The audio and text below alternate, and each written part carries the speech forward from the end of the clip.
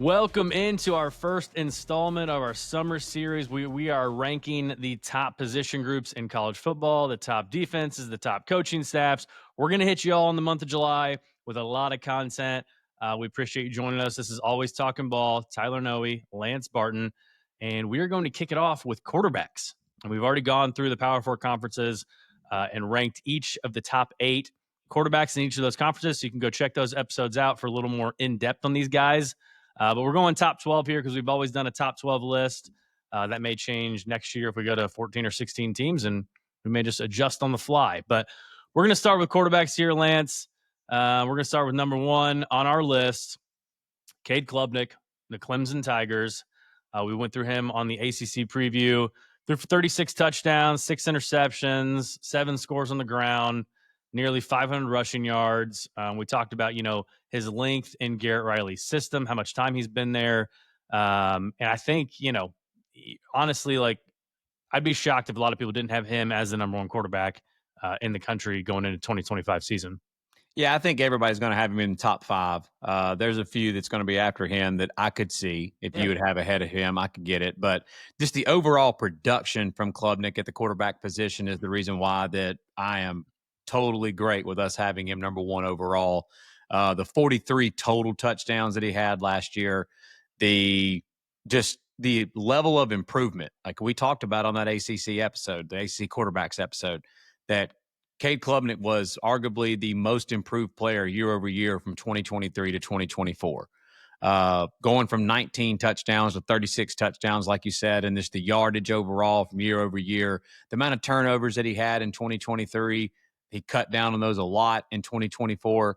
And I think you could contribute a lot of different things to that. Obviously, him and his overall ability. I mean, he was a 5-star coming out of high school, out of their Westlake and Austin Westlake. But just being in Garrett Riley's system for another year, we saw what Garrett Riley did with Max Duggan and TCU's offense just in 1 year. And when he came to Clemson, I think that was such a transition going from the offense they were running before to Garrett Riley's system. And Klubnik obviously hadn't had a ton of experience at the college football level. He also didn't have the same receivers that he had in 2023 that he had in 2024. So, yeah, with that receiving core, man, that he's got with the coming back and being year 3 in Garrett Riley's system, I mean, Klubnik's kind of, him and a couple of guys we're about to talk about here in a minute, kind of the elder statesman in college football. I mean, all of these really good teams, like a lot of top-tiered programs, are breaking in new quarterbacks that are going to be like their first-year starters. And here's Klubnik with his being, year 3. Yeah. So, yeah, I feel comfortable we got him at 1, and as long as he stays healthy, he's going to have a huge year for the Tigers. It'd be tough for him to improve on some of his numbers from last year. So I think probably the improvement for him needs to come in those big games and actually just, getting wins in those big games, right? Yeah, absolutely. Because, last year, again, the knock that people that hate on Cade Klubnik or the knock against him, a lot of the Coot fans will tell you that, well, who's he beat? Yeah, that's what they say. Like, against the best teams, last year, in the Texas game, they lost. The South Carolina game, they lost. Louisville, they lost. Georgia, they lost. But, again, he played well in the South Carolina game. He played really well in that Texas game. He played really well against SMU in the ACC championship game. So you don't pile up 43 total touchdowns and the amount of yardage that he piled up just against bad football teams, okay? Some of the things that he did last year, it's hard to do that against air, much less decent football teams. So, but I agree with you. For him to take that next step forward, he needs to win the bigger game. When they play LSU week 1, he needs to win that game. Hey, real quick, look at the bottom of the screen and hit that subscribe button. If it's already hit, we appreciate you very much. If not, it doesn't cost you a thing, and we appreciate you as well. Thank you. Yeah. Number 2, speaking of LSU, we got Garrett Nussmeier coming in at number 2, 5th most passing yards in the country last year. And honestly, we've knocked on him, for his turnovers and being a gunslinger. He did rank in the bottom 20 in turnover-worthy plays. So he is a guy who just lets it fly. He's got the receivers. A lot of them are coming back. Aaron Anderson's coming back. He's got that offense there. So we expect him to kind of solidify, the choice that LSU made by, penciling him in behind Jaden Daniels last year. Yeah, I mean, again, he's been at LSU for a while. He's stuck it out and stayed with the same program. And with Nick Anderson coming over from Oklahoma and Barry and Brown coming over from Kentucky, you mentioned Aaron Anderson. Yep. A lot of the weapons that they're going to have overall, Destin Hill transferring in from Florida State. I mean, the dude threw for over 4K last year. He's the leading returning passer in all of college football. And again, we talked about this on the SEC episode. Some of this stuff I'll be, rehashing on it. But I don't think that Nussmeier is going to feel like he has to win every game with every single throw that he makes now, because the defense is going to be improved at LSU. The pressure on the quarterback position is obviously high at anywhere, but the weight of the world was on Nussmeier's shoulders last year. The weight of the world was on Jaden Daniels' shoulders the year before when he won the Heisman Trophy, because LSU's defense was so trash 2 years ago. They were a little bit better last year under Blake Baker, but they still weren't very good, especially in the bigger games against the best competition that they played against. Like, Nussmeier felt like that he had to go out and probably win the game with every throw, that they had to score on just about every single possession, and tried to fit the ball in a lot of different tight windows. So I think that this year they're going to be able to run the football a little bit better at LSU this year. So he's going to actually have a run game to lean on a little bit. All of those weapons he's going to have at the wide receiver position, a better defense. I think that's all going to help Nussmeier as far as cutting down on the turnovers. There's not a throw on the field that this dude can't make. I mean, there's a reason why he's projected to be a first round pick this coming up year. And like you were talking about, I mean, his dad's the OC for the Saints. Yep. And maybe the Saints are sitting there at the end of the year or the NFL draft time, and maybe Nussmeier's sitting there and they've got a chance to draft his son as the number one overall pick. But one little nugget I wanted to throw out here: the last two quarterbacks for LSU. Year one, they were solid. Year two, they both won the Heisman Trophy. Joe Burrow. Yeah. Yep. That year one, he was solid. He was just solid for LSU that year. Year two, Joe Brady comes in as OC. He wins the Heisman Trophy. We all know what happened that year, the 2019 LSU team. Jaden Daniels, same thing. Comes over, was solid that year for Brian Kelly. They made the SEC championship game that year. That was Brian Kelly's first year down in Baton Rouge. And then he won the Heisman Trophy. Yeah. Garrett Nussmeier, leading returning passer in college football. All the weapons he's going to have around him. All the marquee matchups that LSU is going to be in. Don't be surprised if he's sitting there with a chance to maybe win a Heisman Trophy if he has the year that we think he's going to have. Yeah, his odds are definitely up there. We got a couple of veterans there at 1 and 2. Let's go with a fresh guy at number 3. I don't know if this is a reach or not, but we're going DJ Lagway, number 3 in the country. Excited to see this guy play a full season, fully healthy. We obviously saw what he did, in that Georgia game, but getting hurt in that game kind of put a damper on that. And then obviously missing the biggest game of the year the next week against Texas. And that was all she wrote. But like you mentioned, man, 6-1 as a starter. He can improve his completion percentage for sure. But again, like Nussmeier, there's not a throw, at least a deep throw that this guy can make. He probably, put a little more touch on the passes, get a little more precise, mid-range. But deep balls, like he was one of the best in the country. Yeah, he was top 5 in the country at yards per completion and yards per attempt. So when you're throwing the ball downfield a lot more, your completion percentage might be a little bit lower because you're not a check down Charlie. So I just think, man, that Lagway, the sky's the limit with this guy, dude. When you're sitting there 6'3", 6'4", 240 pounds, can move, rocket arm. Obviously, he was supposed to be great. The Gatorade National Player of the Year coming out of high school 2 recruiting classes ago. Think about, like, seriously, Florida in the last couple of years. They have not won very many football games in the last couple of years. Mm-hmm. And last year, I believe, what were they? 7? They went 7-5 in the regular season. Yep, I believe so. 6 of those 7 wins were games that DJ Lagway started in. I think the other one was Mississippi State. The other one was Mississippi State that Graham Mertz started in. So, in the only game that DJ Lagway did not win as a starter, he got hurt in early against Georgia. When, if anybody watched that game live, I had action on that game, and I'm sitting there like sweating. Actually, I'm not gonna lie, I had Georgia at that time, and yeah, and that game was Florida had every bit of chance to win that game Yeah. at that time. Yeah. But yeah, dude, the sky's the limit with Lagway. With the Yeah. weapons he's going to have around him this year, the running game with Jaden Baugh, the offensive line is one of the best offensive lines in the country. The marquee matchups that Florida is going to be in because of how tough of a schedule that they've got. Again, I'll rehash this. You love how you say all the time on that, like, yeah, what they do have a tough schedule. Obviously, they've got more chances to lose games because of how tough their schedule is. But on the flip side of that, he's going to be in so many big time marquee matchups. Like you said, they don't even have his noon kickoff all year long because they have so many marquee matchups. Those are a ton of chances for DJ Lagway in these big matchups to win these games and to put on big performances against some of the best competition in the country. And again, have a chance to be sitting there in New York competing for a Heisman Trophy, possibly. Number 4, LaNorris Sellers, South Carolina. Like I said the other day, defensive coordinators in the SEC are very scared of this guy. He only threw for a little over 2,500 yards last year, 18 touchdowns, but completed nearly 66% of his passes.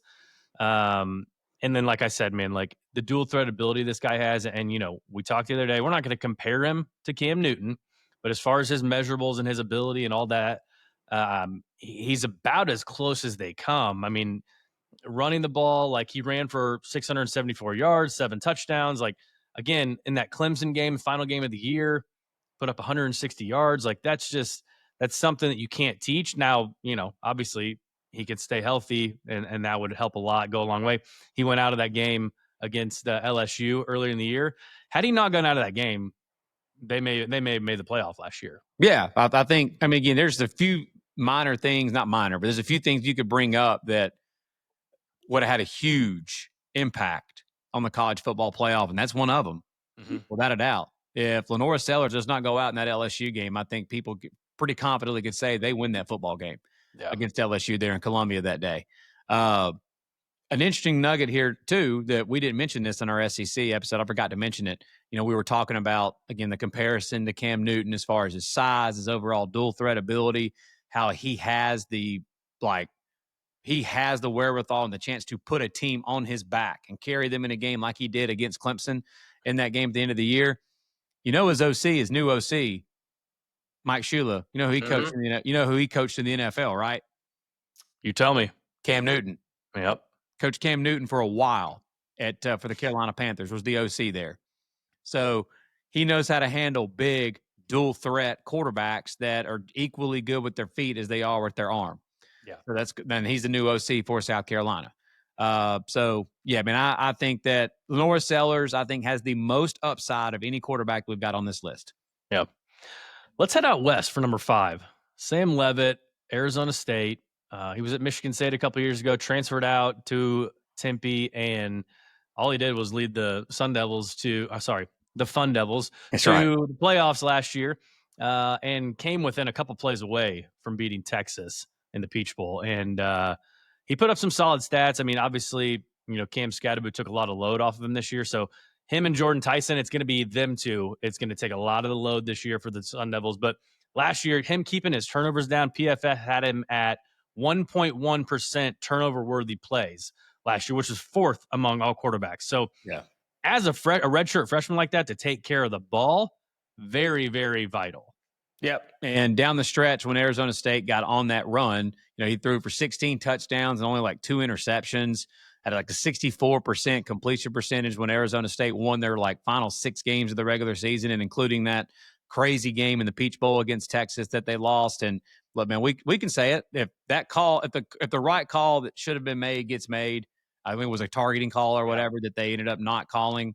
If that gets made, we don't know if Arizona State 100% would have made the kick or not, but obviously that would have given Arizona State a much better chance to obviously win that game. And then, of course, Texas made the big plays at the end of the game and in the overtime to win. But, dude, overall, Kenny Dillingham, the track record that he's had since being an OC, like he was an OC before Oregon, but he really burst onto the scene as an offensive coordinator and play caller at Oregon when he had Bo Nix, what he did with Bo Nix, turning Bo Nix's career around from Auburn to Oregon. And then Kenny Dillingham comes head coach at Arizona State and does what he did with Sam Leavitt here and offensive coordinator Marcus Arroyo. We love this kid. Like, we're not going to hide it here. Like, Sam Leavitt's a dog. Yeah. And I love his mentality. And dude, with Jordan Tyson back and healthy, with Kanye Udo, the transfer tailback from Army that we think is going to have a big year for Arizona State. As long as Sam Leavitt stays healthy, he's going to have a huge year for the Fun Devils. At number 6, we went with Drew Allar, Penn State quarterback. Some people may have expected to hear his name already. Some people probably don't even believe he belongs in the top 12. A very polarizing guy. Obviously, Andy Kotelnicki coming in last year did wonders for him.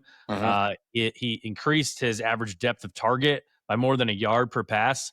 Obviously, still some things to clean up. You saw in that Notre Dame game, like, his footwork really got him in trouble, especially on that interception, his accuracy. But again, and I know they played, SMU and Boise State, but all he did was lead the Nittany Lions to the college football playoff semifinals last year. So again, he's still got all the measurables there that people in the NFL are looking for. Yeah, dude, let's just honestly, our posting on social media, this is a good time. Follow us on X, on TikTok, Twitter, all of that. And some of our posts that we've had about these quarterback rankings, and when we talked about Drew Allar, I mean, dude, you're so right. He is the most polarizing quarterback in college football because of the differences of opinions of everybody. You're either there is no gray area, it seems like. My thing is like, why do people put these expectations on him to be an elite quarterback? Like, when you look at a guy, like, nobody's expecting Gunnar Stockton or Ty Simpson to be an elite quarterback. And if you look at the talent that Penn State has coming back on both sides of the ball, why does Allar need to be an elite quarterback versus those guys? Like, they've got just as much talent, especially on the defensive side of the ball. Well, I think the answer to that question is that we're not ranking Ty Simpson and Gunnar Stockton number 1 in the country or number 5. I think people's expectations of him. Yeah, I think it's just it's become the narrative that Penn State can't win the big games, and that obviously Allar does struggle. Again, we've talked about it ad nauseum on this show, that against the best teams he has struggled, and for Penn State to win a national championship, they're going to have to beat the best teams in the country to be able to do that. Allar needs to step up in those bigger games. But also to defend him a little bit, what quarterbacks were lighting up Jim Knowles' Ohio State defense last year? Yeah. Dylan Gabriel in that game, in the Oregon game, the first time they played, yes. The second time they played, no. That was it, though. There was no other quarterback that was lighting up Ohio State's defense last year. And there was no quarterback that was just lighting up Notre Dame's defense last year. I know Will Howard and Ohio State did well in that game, but like, that had more to do with those Ohio State wide receivers, honestly, just running butt naked open in the secondary. Penn State's wide receivers that were so booty last year were not doing that. Yeah. But, dude, year 2, Andy Kotelnicki system, the upgrades at wide receiver, the really good offensive line, and that run game to lean on with Katron Allen and Nick Singleton. Dude, if Drew Allar doesn't have the year that we think and that pretty much everybody is projecting him to have, then yes, he deserves every bit of criticism whatsoever and has no excuse, because this is year 2 in that system. They upgraded the weapons around him. I feel pretty good at saying as long as he stays healthy, he's going to have a big year. Yep. Number 7, let's go with the guy who is probably the most highly touted quarterback on this list, but he's played the least amount of games and least amount of snaps as anybody on our list. That's old Arch Manning, Texas. This is heavy projection. But we talked about the hood. We talked about the hood already. The hood respects him, so we got to respect him. He's got the weapons. He's in Sark's system for the 3rd year now. He played under, back up to Ewers, so he got to learn from Ewers there. He's going to have the running backs. He's going to have the offensive line. He's going to have the wide receivers. There's really no excuse for Arch to not live up to the hype. No, I mean, he's been there for 3 years. This will be his 3rd year that he's been there, sitting there in Sark's system, waiting his turn. And Sark is one of the best QB coaches, offensive minds in the sport. I mean, every offense that he's ever been a part of, that he's ever either called as an OC or been a head coach, obviously at Texas, they've had very good offenses. And I know Quinn Ewers may not be the greatest NFL quarterback or whatever, but he was a very solid, really good college quarterback at Texas. And I think that Arch Manning is going to be able to take him to the next level because of his overall dual threat ability. The ability to be able to escape in the pocket and make things happen with his feet is going to be huge for this Texas offense. And the weapons he's going to have around him and the run game he's going to have to lean on as well with Wisner and Baxter. I mean, dude, I don't see how Arch is not going to have a huge year. And the 3 starts that we have seen him in, granted it was against bad defenses, I know, but he still was fantastic in those 3 starts. And I'm going to say it again for those that maybe didn't watch our SEC quarterback rankings list. The take that you had on him, I think, was pretty spot on. And that folks that are hesitant to rank this guy high, I think it's because you're going too far the other direction because of his last name's Manning.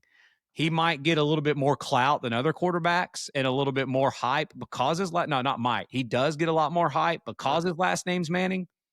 But the ones that are hesitant going too far the other direction are doing it because his last name's Manning. Again, if you gave him a different last name and he wasn't related to Arch and Archie and related to Archie and Peyton and the Manning family, a different last name. If he was a 6'4", 225-pound quarterback that was the former number 1 ranked quarterback in the country coming out of high school, was in year 3 in Sark's system, running this Texas offense with all the weapons around him, with his overall dual threat ability from what we've seen in the 3 starts that he had, we all would be ranking him very high, irregardless. Yeah. So I'm not going to hold it against him and his last name's Manning and try to go too far the other direction. I think you were pretty spot on with that take. Let's go north of the Red River for number 8. Old Johnny Mateer, Oklahoma Sooners quarterback, obviously coming over from Washington State. Ben Arbuckle coming over with him, so he gets his continuity of his offensive coordinator there. He was the only player to average 250 passing yards and 50 rushing yards a game last year. And if you would have taken out the sacks, because I'm sure he wasn't playing against behind a great offensive line at Wazoo, he would have had over 1,000 rushing yards last year. So obviously, that's a tall task to duplicate in the SEC. I mean, guys we've already mentioned, like Cam Newton, like those are the only guys who could have the potential to do that and everything. So, but again, like Lagway, a lot of opportunity for this guy, especially the back half of the Oklahoma schedule. Like, it's just week after week after week. He will have a chance if they play well. And if Oklahoma is kind of projecting how everybody thinks they're going to bounce back this year, man, you watch him in like October, November, he could be playing his way into the Heisman race. Yeah, dude, I love the fact, obviously, that Ben Arbuckle is OC at Washington State's with him at Oklahoma. He's not going to have to learn a new system or anything like that. It's going to be a seamless transition as far as running the system. It's the same system that he's been running. And he's just going to have better athletes and better overall talent and players around him while he's running it. But that's the thing, right? We don't know yet what he's going to look like transitioning, playing against the competition level that he's going to be playing against now. Obviously, we saw Cam Ward, what he did at Washington State, going to Miami. I know Miami overall didn't play the type of schedule that Oklahoma was going to play this year, but we saw how that transition as far as Cam Ward was concerned. He ended up being the number 1 overall pick. I mean, Johnny Mateer is as productive. You just gave the numbers about the rushing, pass, all that. He's as productive as any quarterback in the country. We just need to see it against the best competition. He's one of my favorite players to watch. I'm as excited to watch him play as anybody, period, in all of college football. I love the way he plays. He's hard-nosed. He's tough, the way that he runs. Just hope he can stay healthy with that style of play. Number 9, my favorite quarterback in the country, Carson Beck, now with the Miami Hurricanes. Yeah, if you followed us for a while, I'm not a huge Carson Beck fan, but this is another guy that's polarizing, man. Like another guy like Drew Allar, like before this time last year, he probably would have been, and I can't remember what our rankings were. He might have been like our number 1 quarterback in the country. Dude, he was projected by just about everybody to be the number 1 overall pick. Yeah. He was pretty much a sure thing because, dude, the year he had in 2023 was sick. He was so good in Todd Monken's offense there at Georgia when he had like Ladd McConkey and when he had Brock Bowers and some of those receivers that he had that year at Georgia and a much better offensive line around him. When he didn't have receiving core that led the nation in drops. Yeah. When he didn't have the 104th ranked rush Yeah. offense in the country like Georgia had last year. Yeah. Yeah, they had a ton of drops, but he still threw. I mean, he had 20 turnover-worthy plays last season, and so his decision-making definitely regressed. But, Shannon Dawson now, OC, should be against weaker defenses in the ACC, should hopefully bounce back. Yeah, I mean, they play Notre Dame in the non-conference. They play Florida in the non-conference. So, again, he's going to have some marquee matchups he's going to be playing in. But, dude, this system is as QB-friendly as it gets, man. Just ask Cam Ward, okay? Yeah. It really is. This Shannon Dawson offense, you got some of the air raid principles he used to coach under Dana Holgorsen.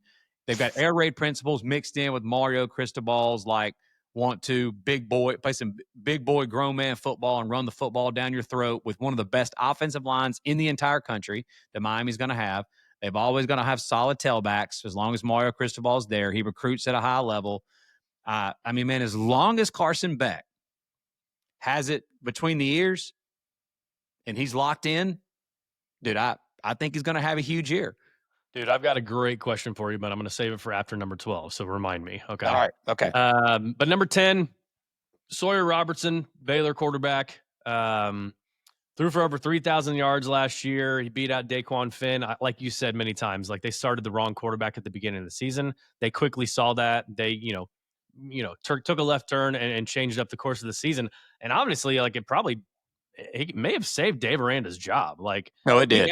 He averaged more than 8 yards per attempt, had 28 touchdowns, only 8 picks. Not as crazy on the ground as Mateer, but 230 rushing yards, 4 more touchdowns. So this is a guy, again, he'll have really big opportunities in the first couple weeks of the season too. Yeah, I mean, Baylor going to Sawyer Robertson and then handing the rock off to Bryson Washington and the hiring of OC Jake Spavital, all on that side of the ball, probably saved Dave Aranda's job. And yeah, I mean, Sawyer Robertson, man, is getting a lot of hype this offseason, and rightfully so. I mean, Baylor was as hot as any team in the country down the stretch last year. They won their last 6 or 7 games. Mm-hmm. And you remember Kansas in the Big 12 was going on a crazy run and beating they beat BYU at BYU. I think they beat Iowa State.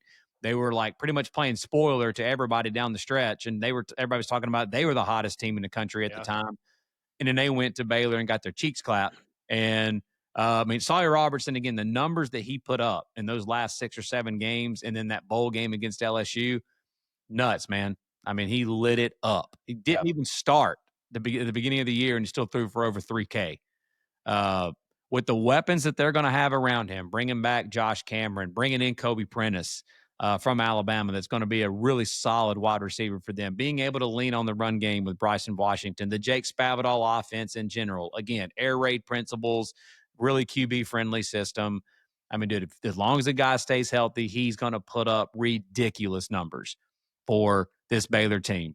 And he's going to have some marquee matchups early to be featured in when they play Auburn and open the season on that Friday night, and they play SMU that next week. Yeah. Number 11, Fernando Mendoza down in Bloomington, playing for Signetti and Mike Shanahan Jr. We got quite a bit of criticism from the Big Ten fans putting him number 2 in our Big Ten rankings. But they're just exposing themselves as casuals because they have not watched Fernando Mendoza play football. And I don't blame you. You don't watch a lot of, ACC After Dark and watching those Cal Bears games, except for when they played Miami and game day was there, right? Yep. He played a really good game there. He completed nearly 69% of his passes. And if you think about Curtis Rourke and what the jump he made from Ohio to Indiana, he was an accurate quarterback, right? So I expect him to be just as accurate, a little over 3,000 yards last year, added 2 touchdowns on the ground. And like you mentioned in our episode, all of that success came despite playing behind a truly offensive, awful offensive line. Yeah, it was one of the worst. No, it was. It was the worst offensive line in the Power 4. One of the almost the country lines in the entire country. They were ranked 130th in sacks given up. And some people would say, "Oh, so the quarterback takes a lot of sacks. He can't move." No, if you just type in Fernando Mendoza highlights on YouTube, watch this guy's a dual threat. Yeah. 6'5", 225, and he can move. Yeah. You'll see what I'm talking about. Every throw this dude's making, he's under duress. Like even the really big time throws he's making, somebody is all over his ass, and he's escaping pressure and he can run. Like you'll see in the highlights of how well he can run. But dude, this is what drives me crazy about that thing you're talking about. Like a lot of the Big Ten fans were ripping the part about Mendoza. Is last year Indiana in year one under Signetti and Shanahan Jr. They were the number 2 ranked scoring offense in the entire freaking country. Indiana was. Yeah. They bring back 2 of their best wide receivers. They're going to have a better offensive line because of what they brought in through the transfer portal. And Signetti and Shanahan Jr., who's been together for a decade. Yep. Every single offense and every single quarterback that they've had at every level, every single year have put up big numbers. So now the most talented quarterback that they've ever had and that they've ever coached, with all the weapons they're going to have around him, you think that they're not going to put up numbers, that Mendoza's not going to play well? As long as he stays healthy, Mendoza's going to have a huge year for the Hoosiers. Number 12, rounding out our top 12 quarterback rankings, is Josh Hoover at TCU. Again, it's another guy that a lot of people probably didn't watch a lot of last year. Again, he completed 2/3 of his passes, nearly 4,000 yards passing and 27 touchdowns. And they lost 4 games last year. It wasn't because of him. It was because of that defense. And in 3 of those 4 losses, he threw for over 330 yards. So the only knock you could say on him is that he's like the complete opposite of a dual threat quarterback. He had negative 19 rushing yards last year. So, but it's a guy who like completely trusts his own arm and completely trusts that he can get it done through the air. Yeah, kind of like Nussmeier we were talking about earlier. Yeah. Like Josh Hoover, and he pretty much feels like he's got to go win the game with every throw and got to win the game on every possession, that they've got the football, and the pressure that they had to try to score to win games is a lot higher than some of the other quarterbacks on this list. He doesn't have Katron Allen and Nick Singleton and a defense to lean on like, Allar does at Penn State. So you got to factor that in when you're thinking about some of these QBs and how the team that's around them. Not saying TCU's garbage or they don't have players around Hoover, but it's just the Rocco Beck at Iowa State last year. Dude had not 2 first round, but he had 2 high-level NFL draft picks on his team and 2,000-yard receivers on his team. And TCU has solid talent around Josh Hoover, but not the same as some of these other teams. I mean, he's the second leading returning passer in the entire country behind Garrett Nussmeier. Nussmeier threw for a little over 4K. Josh Hoover threw for over 3,900. With Kendall Briles, again, another OC that it doesn't matter year in and year out. His offenses have a ton of yards, they score a ton of points, and his quarterbacks always normally have a ton of success. As long as Josh Hoover can stay healthy, he's going to throw for over 3,000 yards, and he's going to have a big year in the Big 12. Yep. All right, last question. Okay. I told you I had a good one for you. Yeah. Thinking back to Carson Beck's 2023 season and then his 2024 season, who on our list is the most likely to have a Carson Beck 2024-like season? So, like a big-time regression. Like, are we talking Nussmeier after a big first year like that? Are we talking Sam Leavitt? You tell me. Or are we talking Carson Beck again? Is he going to get even worse in 2025? I don't think it's going to be even worse because I don't think he's going to turn the ball over as much. Man, that's tough because obviously when we're looking at this, like we project that they're going to have really good seasons and big years.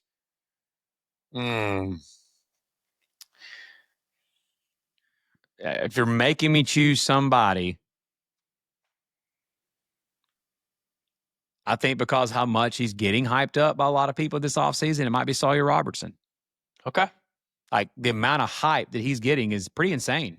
And we're one of them that's hyping him up. It could be, again, I'm having to choose one. I think Sawyer Robertson is going to have a big year, but if I have to choose one, I may say it's him. Yeah. Okay. Well, that's it. Top 12 quarterback rankings for 2025 is in the books. Make sure you follow along on X, Instagram, TikTok, subscribe on YouTube, and follow along on Apple and Spotify. And we will be back next time.